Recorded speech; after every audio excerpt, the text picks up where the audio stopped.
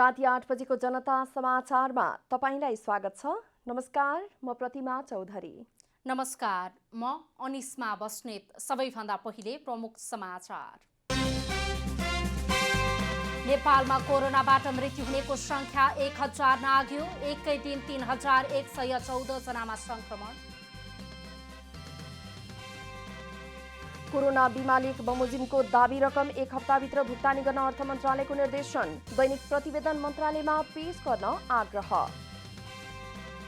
त्रिपुरेश्वर स्थित लोकबाजा संग्रहालय भएको भवन विवादमा पुनर्निर्माणको जिम्मा पाएको काठमाडौँ विश्वविद्यालयद्वारा भवन खाली गर्न दबाव।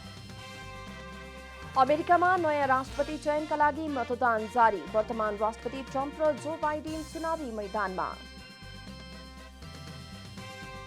र कोरोनाले आक्रान्त नेपाली खेलकुद अझै लयमा फर्कन सकेन। टोकियो ओलम्पिक लक्ष्य राखेका करातेका खेलाडी भने अभ्यासमा फर्किए।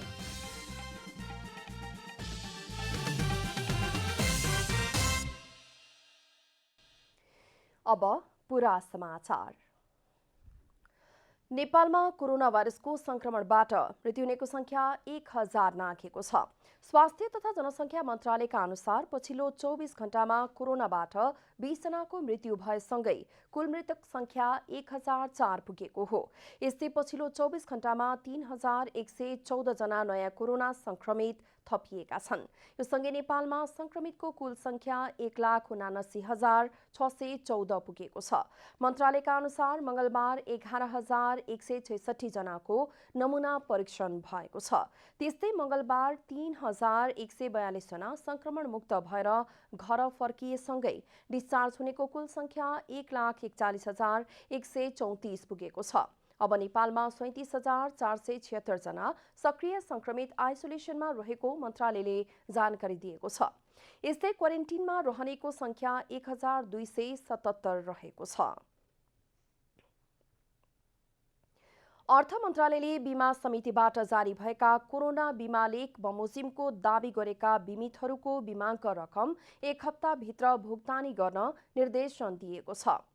कोरोना बीमा दाबी गरेका बीमितहरूको पीसीआर परीक्षण प्रतिवेदन पोजिटिभ प्रमाणित भएपछि बीमा लेख अनुसार दिनुपर्ने रकम सबै बीमितहरूलाई सम्बन्धित बीमा कम्पनीले 1 हप्ताभित्र भुक्तानी दिन मन्त्रालयले निर्देशन दिएको हो। अर्थमन्त्री विष्णुप्रसाद पौडेलको उपस्थितिमा अर्थ मन्त्रालयमा भएको बैठकपछि 1 हप्ताभित्र बीमा रकम भुक्तानी गर्ने कार्यको समन्वय र अनुगमन बीमा समितिले गर्नुपर्ने र दाबी भुक्तानीको दैनिक प्रतिवेदन अर्थ मन्त्रालयमा पठाउन पनि समितिलाई मन्त्रालयले निर्देशन दिएको छ। बीमा समितिबाट जारी गरिएको बीमा लेख बमोजिम कोरोना बीमा दाबी गरेका बीमितहरूको पीसीआर परीक्षण प्रतिवेदन पोजिटिभ प्रमाणित भएको अवस्थामा बीमा लेख बमोजिम प्रदान गरिने बीमाङ्क रकम भुक्तानी दाबी गरेका सबै बीमितहरूलाई सम्बन्धित बीमा कम्पनीले 1 हप्ताभित्र भुक्तानी गर्ने। कोरोना बीमाको दाबी भुक्तानी कार्यमा सर्वसाधारणबाट आएका गुनासाहरूको सुनवाई गरी सम्बन्धित बीमा कम्पनीहरूलाई आवश्यक निर्देशन दिन हटलाइन टेलिफोन सहितको हेल्प डेस्क सञ्चालन गर्ने व्यवस्था बीमा समितिले तत्काल मिलाउने। यसैगरी कोरोना बीमा दाबी भुक्तानी सम्बन्धमा सेवाग्राहीबाट आएका गुनासाहरूको सुनवाई गरी समस्या समाधानका लागि सम्बन्धित बीमा कम्पनीलाई निर्देशन दिन हटलाइन टेलिफोन सहितको हेल्प डेस्क सञ्चालन गर्ने व्यवस्था तत्काल मिलाउन समेत निर्देशन दिइएको छ। बैठकमा अर्थ मन्त्रालयका सचिवद्वय शिशिर कुमार ढुङ्गाना, रामचरण पुडासैनी, बीमा समितिका अध्यक्ष चिरञ्जीवी चापागाई, बीमक संघका अध्यक्ष दीपप्रकाश पाण्डे लगायतको उपस्थिति रहेको थियो। भोजपुरको पौवादुङमा गाउँपालिकाले जिल्लामा पहिलो पटक कोभिड-19 अस्थायी अस्पताल सञ्चालनमा ल्याएको छ। गाउँपालिकाले आवश्यक सुविधासहितको 5 शय्याको अस्पताल सञ्चालनमा ल्याएको हो। भोजपुरको पौवादुङ गाउँपालिकाले कोभिड संक्रमितलाई उपचारका लागि आवश्यक सुविधा सहितको अस्थायी अस्पताल निर्माण गरेको छ। जिल्लाका 9वटा स्थानीय तहमध्ये यो गाउँपालिकाले पहिलो पटक अस्पताल सञ्चालनमा ल्याएसँगै स्थानीय हर्षित भएका छन्। अस्पताल निर्माणले कोभिडका बिरामीसँगै गर्भवती महिला, बालबालिका, वृद्धवृद्धालाई समेत सहजता भएको छ। स्थानीय ठाउँमा नै अब पौवादुङमा सरकारले चाहिँ यो अस्पताल सिर्जना गरेको छ। अब यसलाई चाहिँ आज समुद्घाटन पनि भयो। त्यो भएकोले गर्दाखेरि यहाँका जनताले चाहिँ अब यहाँको जस कोभिड-19 को शङ्का लागेर चाहिँ अब बाहिर जानुपर्ने अवस्था अब नरहने भन्ने बुझ्यो। आफ्नै गाउँघरमा कोरोना लाग्यो भनेर गाडी घोडामा दुनियाँ गएर खोजेर गाह्रो भइरहेको अवस्थामा अहिले 2 मिनटको बाटो हिँड्दै पनि आएर पनि कोभिड अस्पतालभित्र छिर्न पाउँदाखेरि त्यसै यहाँको जनताहरू चाहिँ हर्ष उल्लास साथ भएको मैले जानकारी पाएको छु। अस्पतालबाट स्थानीयले भिडियो एक्सरे, रगत जाँच, ल्याब लगायतका सुविधा पाउनेछन्। सबै बेडमा अक्सिजनको व्यवस्था मिलाइएको छ। यो यहाँका सङ्क्रमित देखा परिसकेपछि उपचारका निमित्त हामीले विराटनगर र धरान जानुपर्ने अवस्था छ।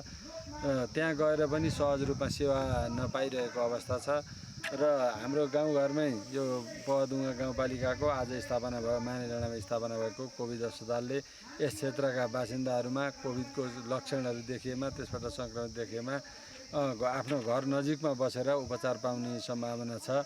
अहिले 5 बेडको हामीले कोभिड अस्पताल निर्माण गरेका छौँ, जसको लागि चाहिँ हामीले मेन चाहिने कुराहरू अक्सिजन होइन कन्सन्ट्रेटर 5 वटा हामीले रेडी गरेका छौँ। अब त्यसको साथसाथै हामीले भर्ना हुँदाखेरि आवश्यक चाहिने सिस्टरहरू भयो, त्यसरी ल्याबको कुराहरू सबै अब हामीले यहाँ रेडी गरिरहेका छौँ। केन्द्र सरकारको निर्देशन अनुसार अस्पताल निर्माण गरेको गाउँपालिकाले जनाएको छ। हामीलाई एउटा कार्यविधि निर्माण गरेर निर्देशन माथिदेखि गरिएको छ। त्यस अनुरूप अब हामीले प्रत्येक गाउँपालिकाको एउटा केन्द्रमा 5 शय्याको अस्पताल निर्माण गर्ने जुन निर्देशन छ त्यो अनुरूप हामीले आज यहाँ उद्घाटन गरेका छौँ। भोजपुरका अन्य स्थानीय तहहरूले पनि कोभिड अस्पताल निर्माणका लागि काम गरिरहेको बताएका छन्।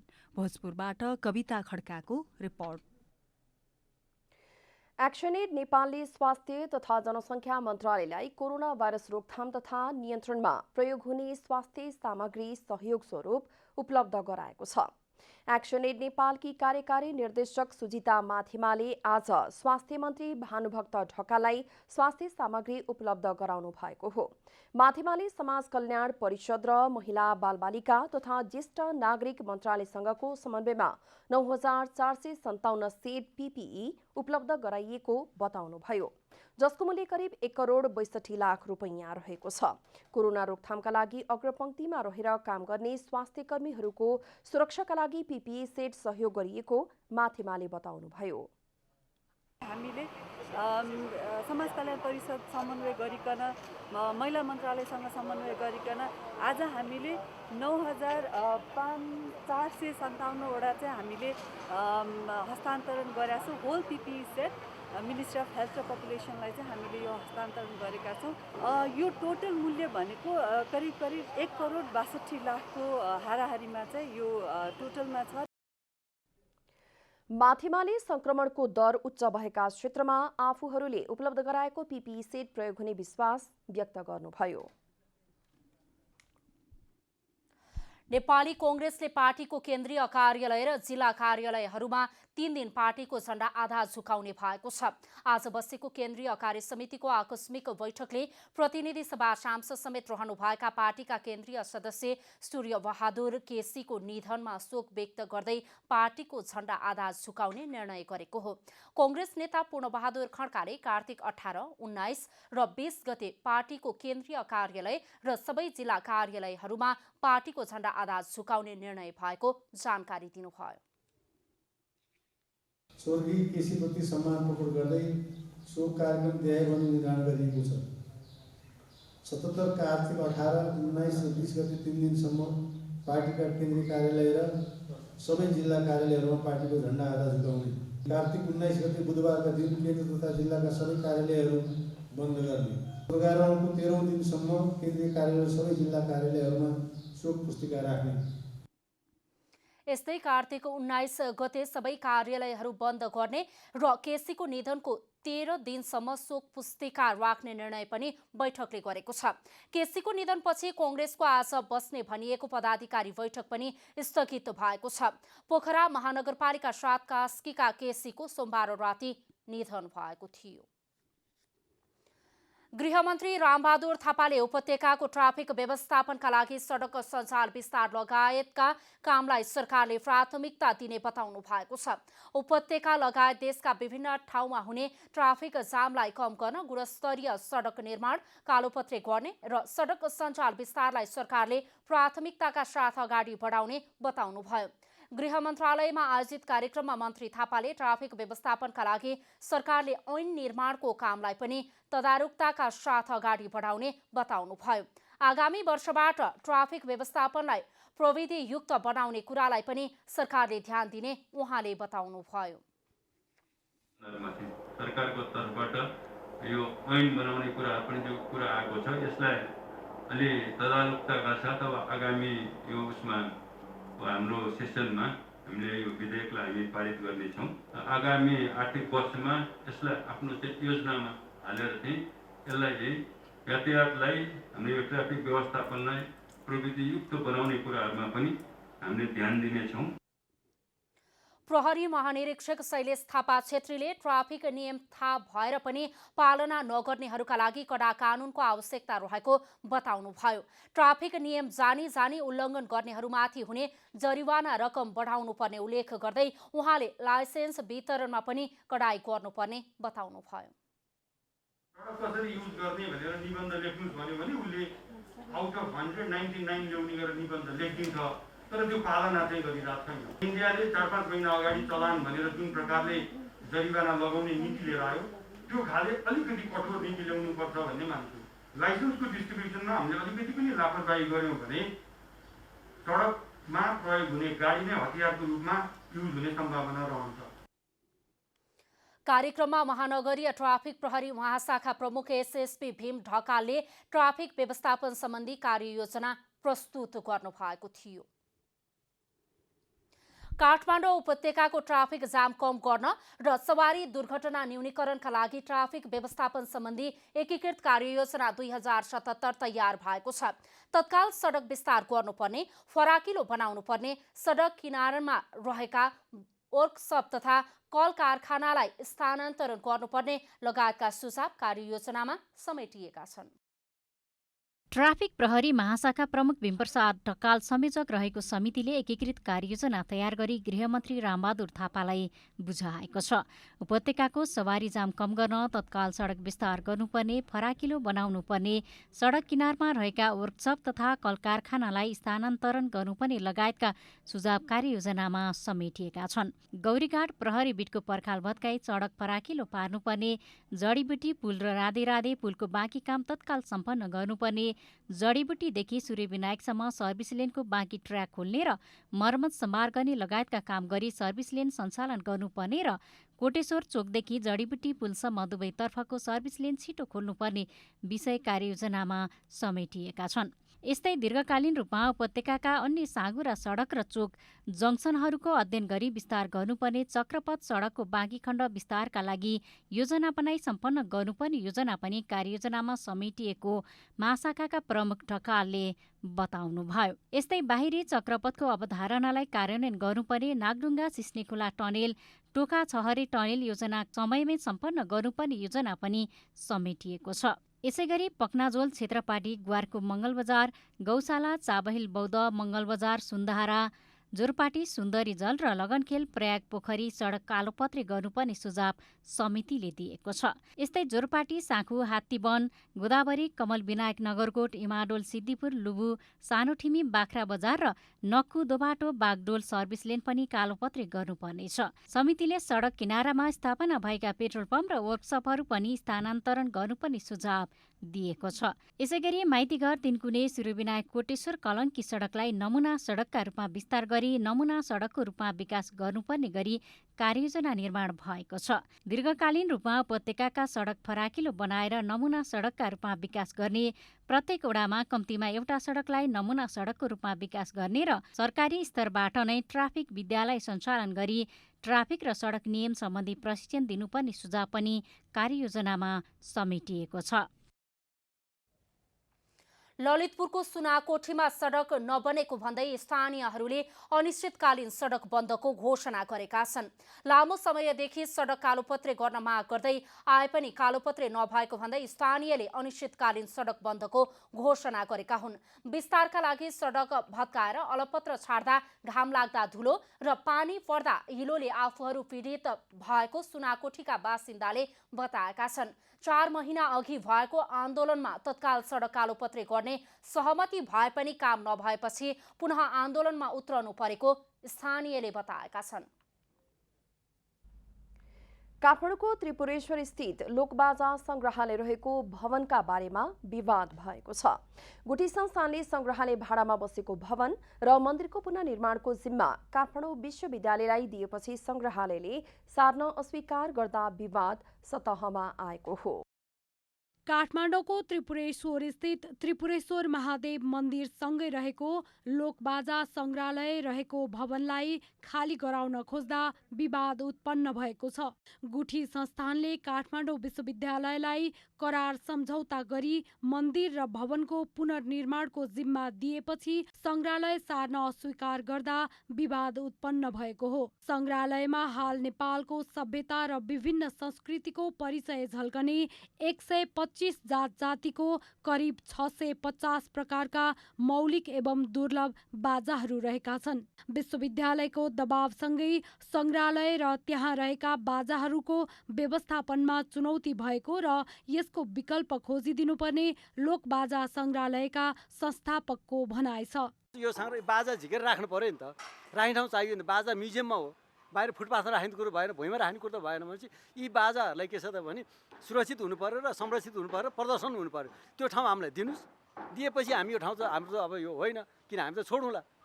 गुठी संस्थानले भने संग्रहालयसँग गरेको करार अवधि सकिएको र भूकम्पले क्षति पुर्याएको उक्त भवनमा जोखिममा रहेको र पुनर्निर्माण गर्नका लागि काठमाडौँ विश्वविद्यालयलाई जिम्मा दिएको जनाएको छ। भवन खाली गर्न संग्रहालयलाई पटक पटक लिखित तथा मौखिक निर्देशन दिए पनि आनाकानी गरेको संस्थानले जनाएको छ। संस्थानले आफूहरू विधि र नियमसङ्गत अघि बढेको पनि जनाएको छ। काठमाडौँ विश्वविद्यालयलाई मन्दिर र भवन पुनर्निर्माण गरिदिने शर्तमा सङ्गीत विद्यालय राख्न करार अनुमति दिएको पनि संस्थानले स्पष्ट पारेको छ। हामीले काठमाडौँ विश्वविद्यालयले सबै वरिपरिकै सतल पुनर्निर्माण गरिदिन्छु भनेर प्रस्ताव गरे पहिला। पछि मन्दिर भूकम्पले मन्दिर क्षति गरेपछि मन्दिरको पनि जीर्णोद्धार पुरातात्विक नर्म्स अनुसार गरिदिन्छु भनेर उहाँहरूले फेरि त्यो पनि थप प्रस्ताव गर्नुभयो। हाम्रो गुठी संस्थानको सञ्चालक समितिले पहिला एउटा समझदारी पत्र तयार गर्यो बनाउनलाई स्वीकृति दिने भनेर। त्यो अनुसार उहाँहरूले सबै डिटेल डिजाइनहरू सबै तयार गरेपछि हामीले पुरातत्व विभागमा पठाइदियौँ। लोकबाजाहरू हाम्रो पहिचान र इतिहास हुन्, जुन हाम्रा पुर्खाहरूले आफ्नो परम्परा अनुसार बजाए। तर राज्य यसको उचित सम्वर्धनमा उदासीन रहेको सरोकारवालाहरूको आरोप छ। क्यामेरामा जेपी श्रेष्ठका साथ रूपा घिमिरे, काठमाडौँ। कोरोना भाइरसका कारण लामो समयदेखि भारतीय सीमा नाका बन्द हुँदा बाँकेमा व्यापार बढेको छ। नेपाल भारत सीमा अन्तर्गत बाँकेको जमुनाहा नाका बन्द भएपछि रूपैडिहा जानेहरू नेपालगञ्जमै रोकिने गरेका छन्। चाडपर्वको समयमा बाँके मात्र नभई छिमेकी जिल्ला बर्दिया, दाङ, सुर्खेतबाट भारतीय बजारमा जाने नेपालीहरू अहिले नेपालगञ्जमा रोकिने गरेका छन्। भारतीय सीमानाका बन्द हुँदा बाँकेका बजारमा व्यापार बढेको छ। चाडपर्वको समयमा बाँके मात्र नभई छिमेकी जिल्ला बर्दिया, दाङ, सुर्खेतबाट भारतीय बजारमा जाने नेपालीहरू नेपालगञ्जमै रोकिने गरेका छन्। व्यापारीहरूले पनि सही मूल्य कायम गरी ग्राहक आकर्षित गरेको र आगामी दिनमा त्यसलाई निरन्तरता दिने बताएका छन्। लकडाउन हुनुपर्छ, बाटो बन्दै हुनुपर्छ। त्यसले बाटो खुल्ला राखे पनि बिरामीको चाप पनि बढ्छ र हाम्रो सरकारको ट्याक्स पनि उठ्दैन। सबभन्दा ठुलो मुख्य कुरा त त्यो हो। यदि सरकार बाँचे पनि त हामी बाँच्यौँ, सरकार देशै नरहे पनि हाम्रो के काम लाग्छ। अहिले जस्तै नाकामा निरन्तर कडाई हुनुपर्ने स्वदेशी व्यापारीको माग छ। सस्तोको कारणले भन्सारको कारणले अब जुन चाहिँ भन्सार यतै उता लिन मिल्दैन त्यो कारणले अब यतै नै कारोबार सबैको राम्रो भएछ मगर अगर यो आउँदाखेरि पनि यस्तै रह्यो भने व्यापार राम्रो हुन्छ फेरि बोर्डर खुल्यो भने फेरि त्यस्तै भइहाल्छ भने मात्रै आवत जावत गर्न दिने सामान लिन नदिने त्यस्तो गरेपछि राम्रो हुन्छ आवत जावत गर्न दिने मेडिकलको लागि यस्तो नातेदारहरू हुन्छन् त्यसको लागि अरू आवत जावत गर्न माल सामान लाउन नदिने इन्डियाबाट स्वदेशी व्यापारमा बढावा आएसँगै राजस्वमा पनि वृद्धि भएको छ। सीमावर्ती बजार रोपडियाबाट मानिसहरूको आवत जावतलाई सहज बनाइए तापनि सामग्री आयातमा रोक लगाउनु पर्ने व्यवसायी बताउँछन्। 9 महिनामा आउने राजस्व 3 महिना आइरहेको छ।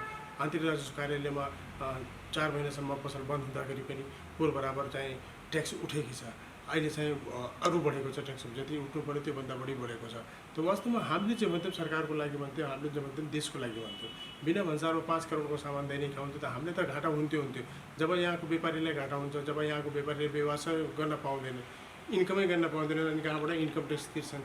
हामीले उठाइरहेका थियौँ कि जुन नेपाल सरकारको कानुनमा लेखेछ 1000 रुपियाँभन्दा बढी भन्सार तिरेर ल्याउनुपर्छ। सस्तो मूल्यमा सामान पाइने भन्दै भारतीय बजारमा जाने बानी परेका नेपालीहरूले अहिले स्वदेशमै किनमेल गर्दा पनि सन्तुष्टि पाइएको बताएका छन्।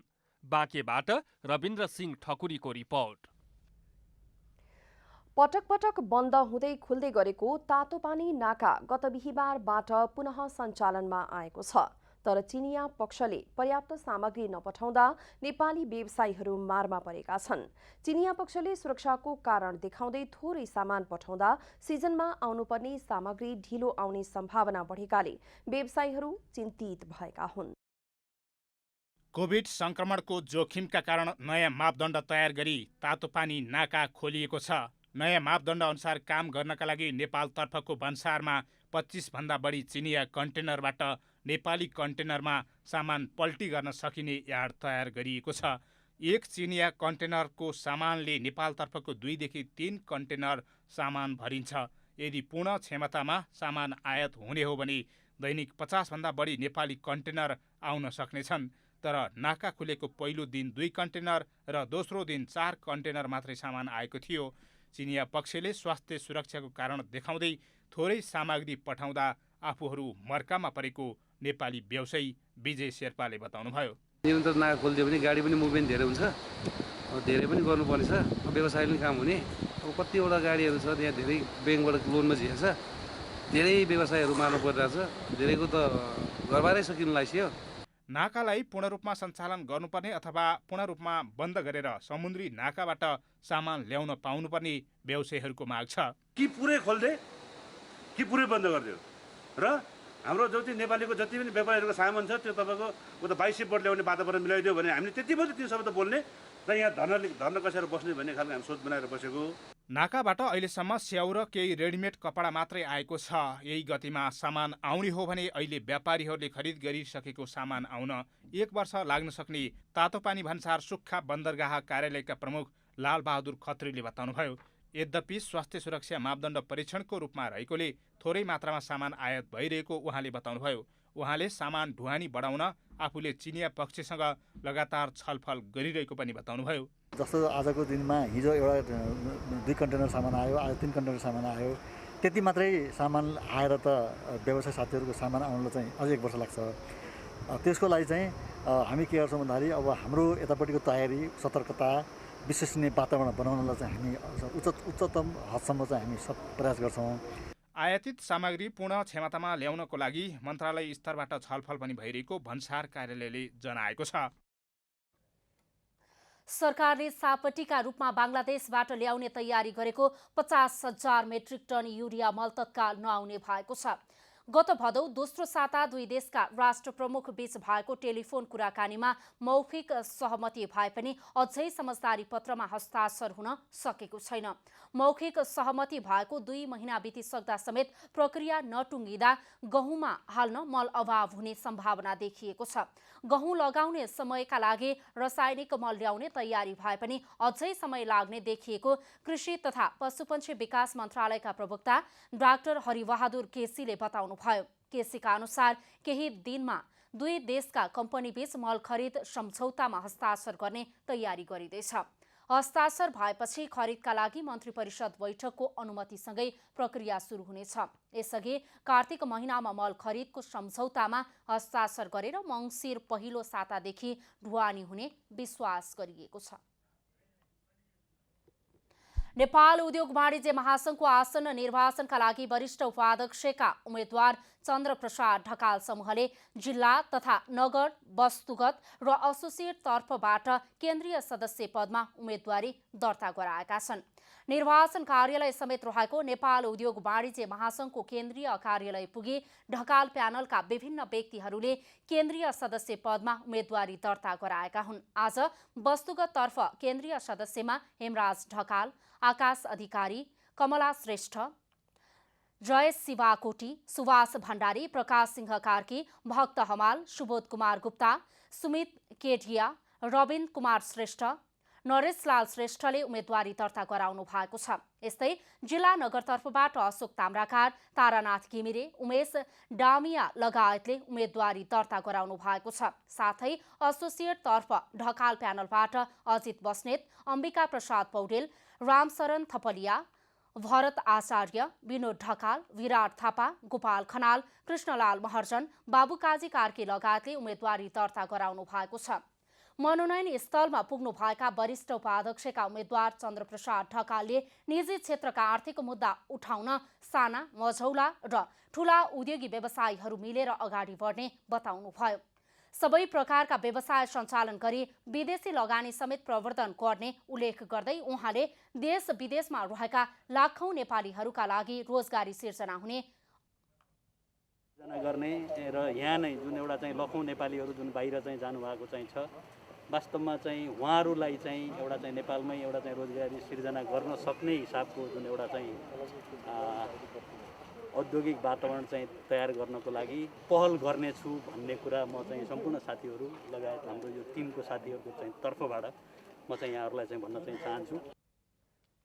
महासंघको 54औं वार्षिक साधारण सभा तथा निर्वाचन आगामी मङ्सिर 11, 12 र 13 गते काठमाडौँमा हुँदैछ। महासंघको आसन्न वरिष्ठ उपाध्यक्ष पदका लागि चन्द्रप्रसाद ढकालले यसअघि नै उम्मेदवारी दर्ता गराइसक्नु भएको छ। अब आर्थिक समाचार।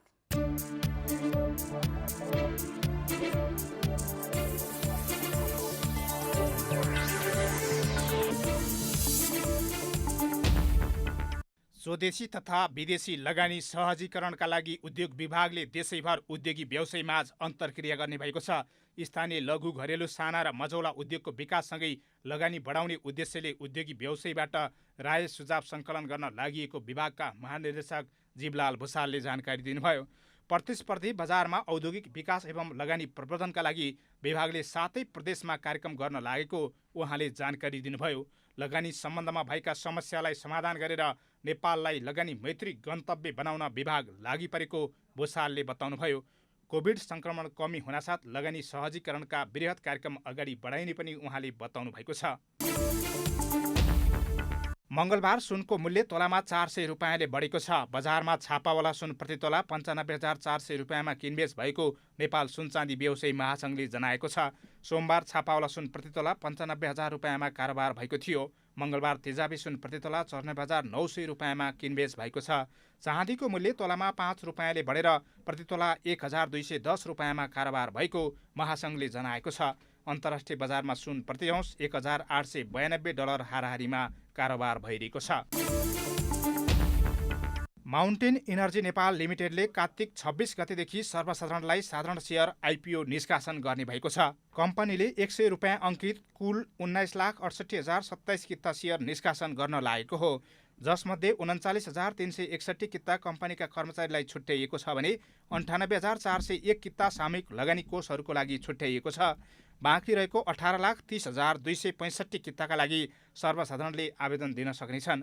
कम्पनीको आइपिओमा छिटोमा मङ्सिर 2 गतेसम्म र ढिलोमा मङ्सिर 10 गतेसम्म आवेदन दिन सकिनेछ।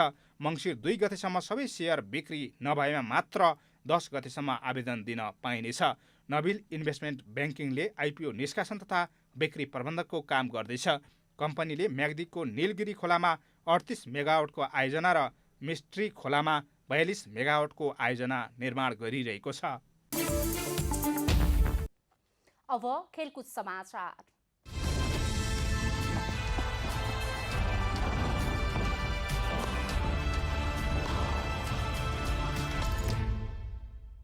नौ महिनादेखि कोरोनाले थला पारेको खेलकुद चलायमान गराउनु पर्ने चौतर्फी दबाव आएपछि राष्ट्रिय खेलकुद परिषद राखेपले सीमित खेलाडीलाई मापदण्ड पूरा गरेर अभ्यास थाल्न अनौपचारिक निर्देशन दिइसकेको छ। खेलाडी स्वयंले विभिन्न माध्यमबाट खेलमा फर्किने वातावरण मिलाइदिन आग्रह गरे अनुसार छिटफुट तरिकाले खेलाडी अभ्यासमा फर्किसकेका पनि छन्।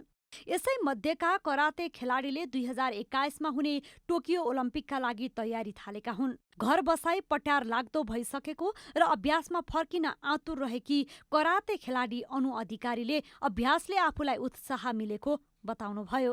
हाम्रो यो करातेको जुन ट्रेनिङ चाहिँ सुरु भएको छ यसले गर्दा चाहिँ हामी एउटा उत्साह चाहिँ थपिएको छ, किनकि आगामी दिनमा हुने टोकियो ओलम्पिकको लागि चाहिँ जुन एउटा ट्रेनिङ क्याम्प सुरु गर्नु भन्ने हिसाबले चाहिँ हाम्रो ट्रेनिङ भइरहेको छ, यसले गर्दा चाहिँ खुसी नै लागेको छ।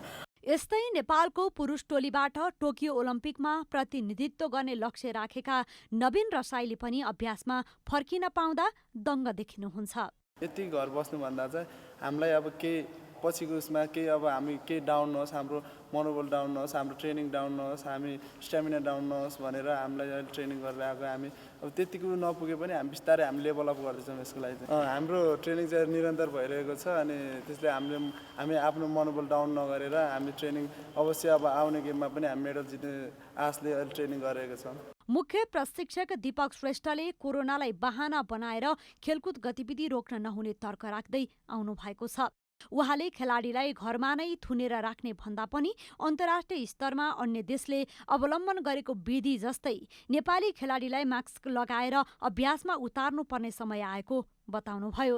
इन्टरनेसनल ट्रेन हेर्ने हो भने हाम्रो यो कन्ट्याक्ट गेमहरू मास्क लगाएर चाहिँ अहिले गेम खेल्न थालिसकेका छन् इन्टरनेसनल्ली।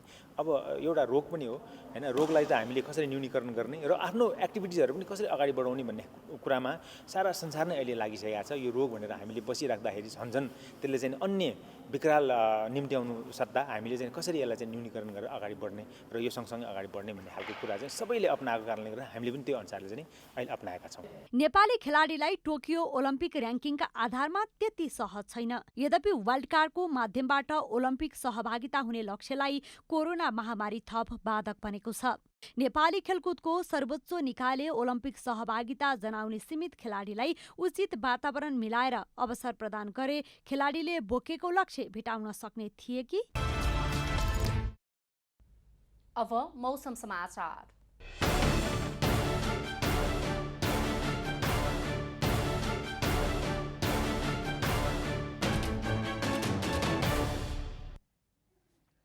आज दिउँसो देशभर मौसम आंशिकदेखि सामान्यतया बदली रहे। काठमाडौँ उपत्यका सहित देशका केही स्थानमा हल्कादेखि मध्यम वर्षा भयो।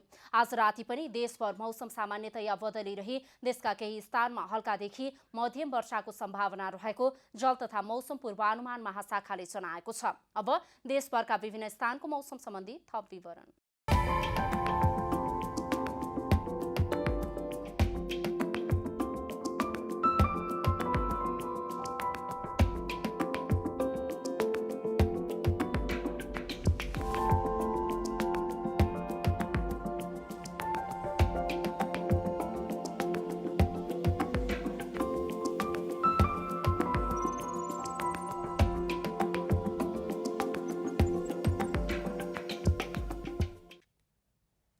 अन्त्यमा आजको डायरी।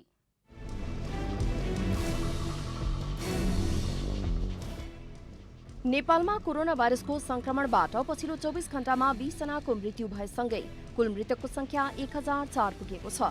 यस्तै पछिल्लो 24 घण्टामा 3114 जना नयाँ कोरोना संक्रमित थपिएका छन्। यो सँगै नेपालमा संक्रमितको कुल संख्या 1,79,614 पुगेको छ। काठमाडौँ उपत्यकाको ट्राफिक जाम कम गर्न र सवारी दुर्घटना न्यूनीकरणका लागि ट्राफिक व्यवस्थापन सम्बन्धी एकीकृत कार्ययोजना 2077 तयार भएको छ। तत्काल सडक विस्तार गर्नुपर्ने, फराकिलो बनाउनु पर्ने, सडक किनारमा रहेका वर्कशप तथा कल कारखानालाई स्थानान्तरण गर्नुपर्ने लगायतका सुझाव कार्ययोजनामा समेटिएका छन्। अर्थ मन्त्रालयले बीमा समितिबाट जारी भएका कोरोना बीमा लेख बमोजिमको दावी गरेका बीमितहरूको बीमाङ्क रकम 1 हप्ताभित्र भुक्तानी गर्न निर्देशन दिएको छ। कोरोना बीमा दावी गरेका बीमितहरूको पीसीआर परीक्षण प्रतिवेदन पोजिटिभ प्रमाणित भएपछि बीमा लेख अनुसार दिनुपर्ने रकम सबै बीमितलाई सम्बन्धित बीमा कम्पनीले 1 हप्ताभित्र भुक्तानी दिन मन्त्रालयले निर्देशन दिएको हो। संयुक्त राज्य अमेरिकामा नयाँ राष्ट्रपति चयनका लागि मतदान सुरु भएको छ। अमेरिकाको न्यू ह्याम्पसायरको डिक्सभिल, नोच र मिल्सफिल्डबाट मतदान सुरु गर्ने परम्परा अनुसार त्यस ठाउँमा पनि मतदान भइसकेको छ। सोमबारसम्म अन्य माध्यमबाट करिब 7 करोड अमेरिकी नागरिकले मतदान गरिसकेको अमेरिकी सञ्चार माध्यमहरूले उल्लेख गरेका छन्। अस्ट्रेलियाका क्रिकेटर शेन वाटसनले क्रिकेट खेल जीवनबाट सन्यास घोषणा गरेका छन्। अस्ट्रेलियाका पूर्व अलराउन्डर वाटसनले मंगलबार खेल जीवनबाट सन्यास घोषणा गरेका हुन्। 39 वर्षीय वाटसनले यूएईमा जारी 13औं संस्करणको Indian premier league IPL T20 cricket Chennai super किङ्सबाट खेलेका थिए।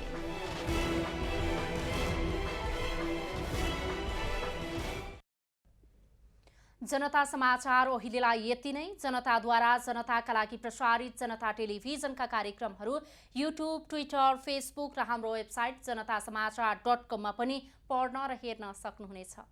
सूचनामा तपाईको सहभागिता, समयमा समाचार हाम्रो प्रतिबद्धता। कोरोना भाइरसको संक्रमणबाट बस्न नियमित रूपमा साबुन पानीले मिचिमिची हात धौं, भीडभाडबाट टाढै रहौं। नमस्कार।